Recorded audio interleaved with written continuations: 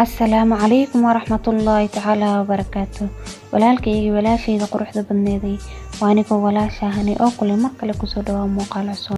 Maanta waxaan ii sidaa qiso aad iyo aad u xanuun badan. Ninkan waa maskiin oo wuxuu jiifaa dukaankan hortiisa. Ninkii dukaanka iska lahaa wuxuu rabaa inuu kiciyo, wuxuuna ku shubay biyo, wuxuuna ku leeyahay isagoo ka daba qaylanayo maxaa halkan ku keenay, wuuna cararay ninkii. Maalintii xigtay ninkii dukaanka iska lahaa wuxuu furayaa dukaankiisii, balse dukaanka hortiisa haddana waxaa horjiifa ninkii maskiinka ahaa. Ninkii wuxuu soo qaaday bahashi bustuu iskaaga tirtirayay alaabta, wuxuuna ka saarayaa ninka jiifa wejiga. Maskiinkii wuu soo kiciyay, wuuna u qoslayaa.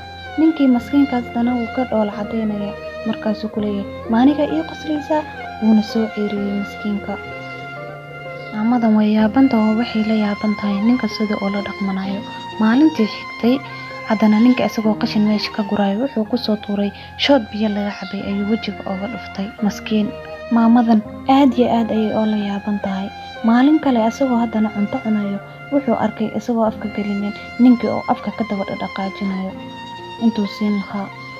Wuxuu ku soo tuurayaa cuntadii, wuxuuna ka eriyay meesha maskiinka. La maalintii xigtay haddana wuxuu furanayaa dukaanka, balse shiir ayaa soo galay. Wuxuu leeyahay maxaa way waxaan saan u urahayo. Dukaanka hortiisa waxaa horjiifa ninkii maskiinka ahaa. Wuxuu leeyahay sidee ku damacday dukaankii hortiisa inaad ku jiifato, wuxuuna ku dhuftay haraanti, wuxuuna ka soo kiciyay hurdadii. Maskiinka wuu ku qayliyay meeshanna ka carar ayuu ku dhahay, wuuna soo orday maskiinka. Gabadhan waxay u imaatay ninkii, waxayna ku leedahay muxuu ka galabsaday maskiinka, wayna ka dhaqaaqday. Isla maalintii xigtay waxaa la gaaray waqtigii dukaanka la furayay, wuxuuna furtay dukaankii. Maanta xaaladii hore way ka dugan tahay. Ma joogo ninkii maskiinka ah oo dukaanka hortiisa u jiifan jiray.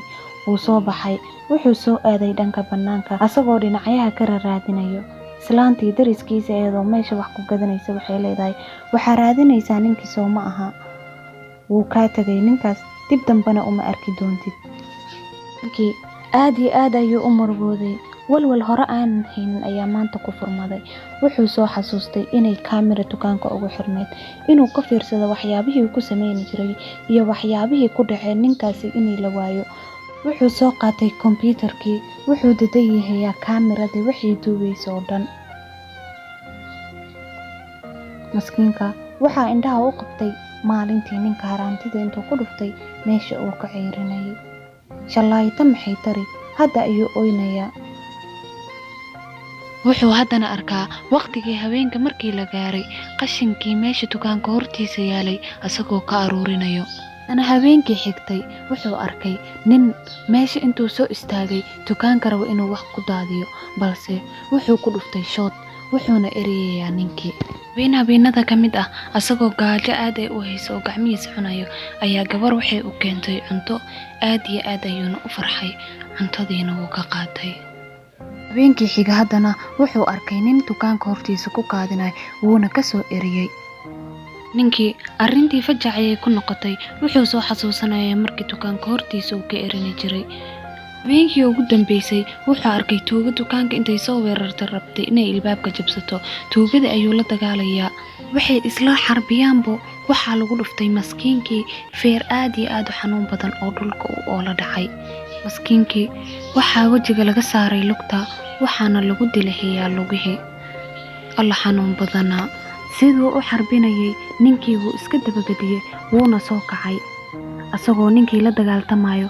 Ninkii kale oo meesha taagnaa wuxuu watay mindi, wuxuuna soo qaatay mindidii, wuxuuna u soo dhaqaaqay dhanka wiilka, wuxuuna ka geliyay caloosha.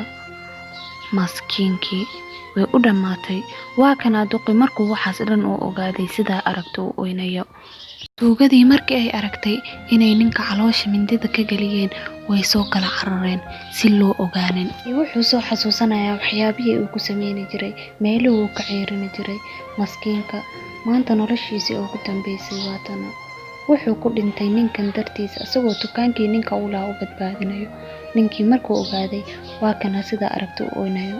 Qisadii bay noo dhamaatay, balse cimri qaadashada ayaa waxay tahay markii daacada u tahay dadka waxay ku moodayaan inaad tahay doqon. Sida qisada aad soo aragteen, ninka maskiinka ah wuxuu u ahaa ninka dukaanlaha daacad, wuxuuna u badbaadinayay dukaankiisa markasta ay tuuga soo weerarto, balse muusan aaminsanayn. Waa arkaysaan sida uu la dhaqmayay, waa arkaysaan sida uu u dhibaateynayay. Maskiin, waxaa jiraan dad saas oo kale ah oo adiga aad daacad u tahay balse ayaga daacad ku ahayn. qisadii halkaas ayay noogu dhantahay, waxaana idinla socodsiinaysay anigoo walaashin Hani ah. Tan muuqaalkiisa xiga ku kulmi doono, waxaan iga tagayaa. Assalaamu calaykum waraxmatullaahi tacaala wabarakaatu.